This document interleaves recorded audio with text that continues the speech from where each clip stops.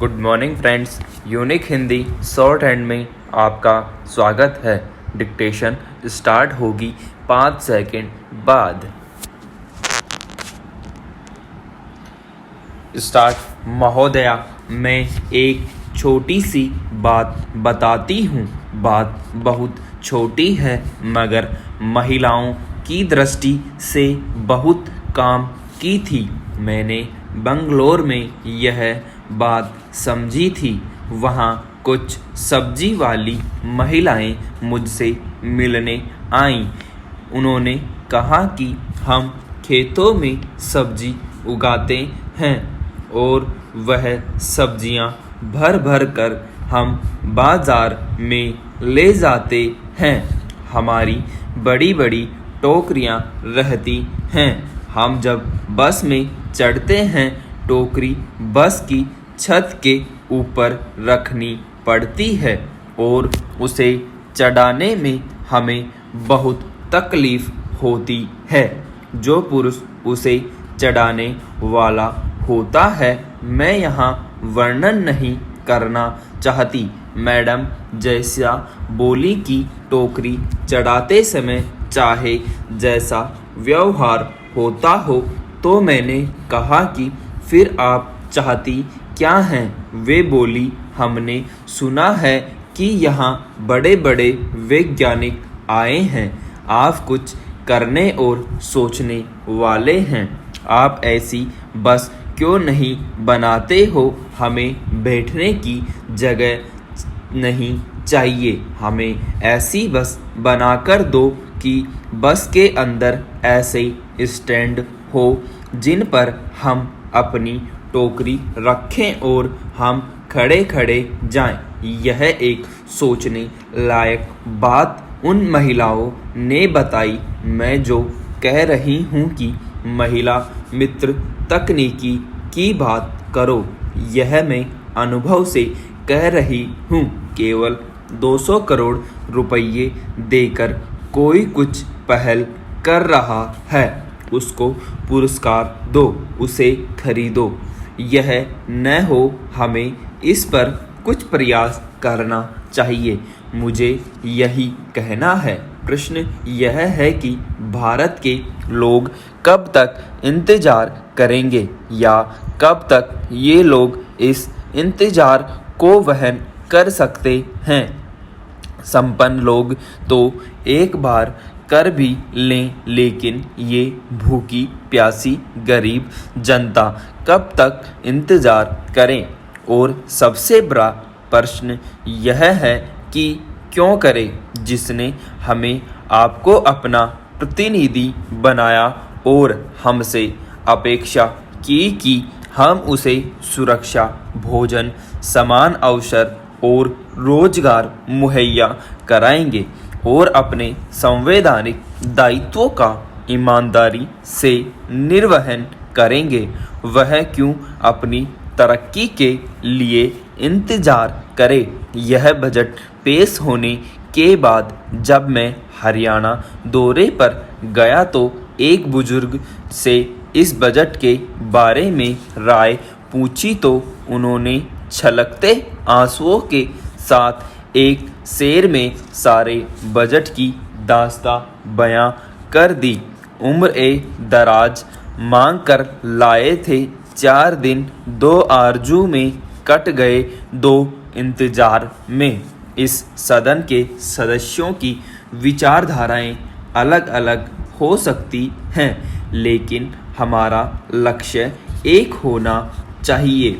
जैसा कि संविधान की मूल भावना है कि हमें नहीं भूलना चाहिए कि हमारी विचारधाराओं और तौर तरीकों में चाहे जितना भी अंतर क्यों ना हो, हम सभी जनता के प्रतिनिधि हैं और हमें एक समेकित लक्ष्य को लेकर चलना है और वो है जनता का विकास।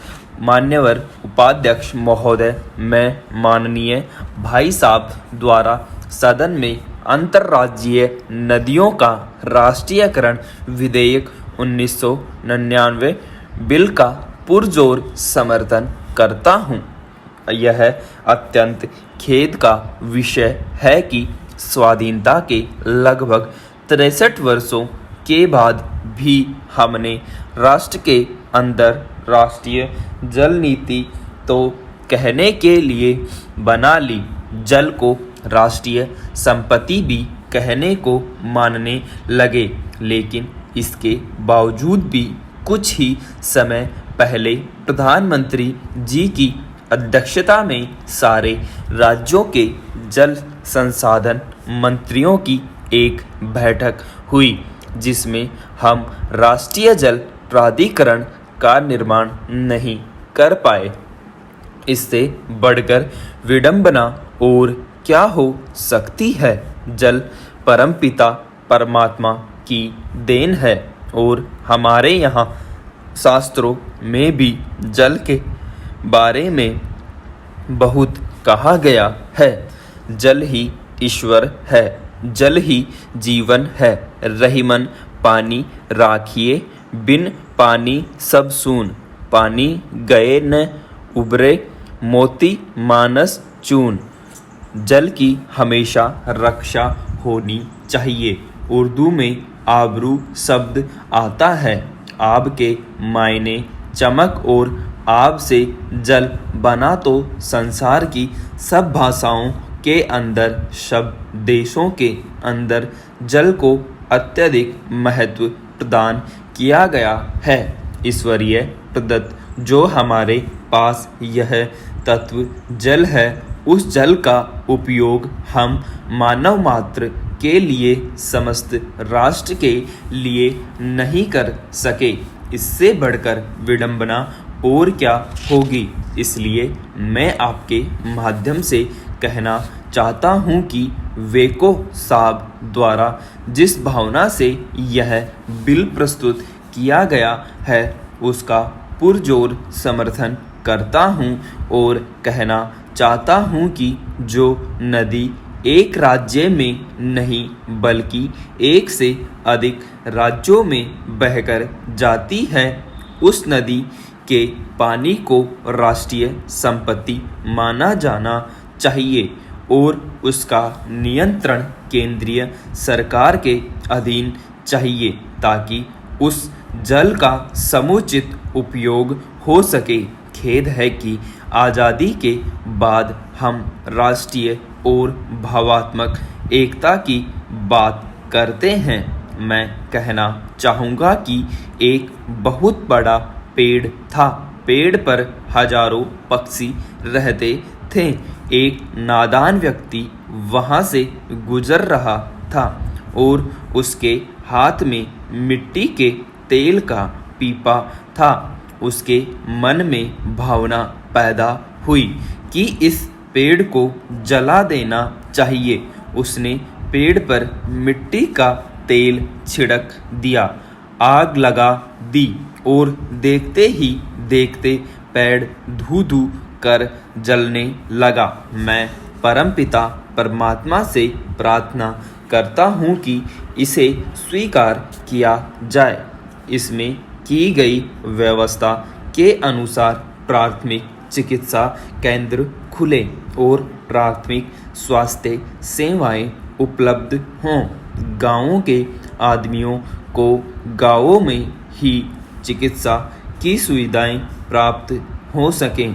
उन्हें चिकित्सा कराने के लिए शहरों में न आना पड़े, क्योंकि यहाँ रहने की समस्या, पीने के पानी की समस्या, महंगी दवाओं की समस्या, जिसके कारण गाँवों के लोगों को शहरों में लोगों के आगे हाथ फैलाना पड़ता है और फिर भी इलाज नहीं होता और उन्हें मौत के मुंह में जाना पड़ता है।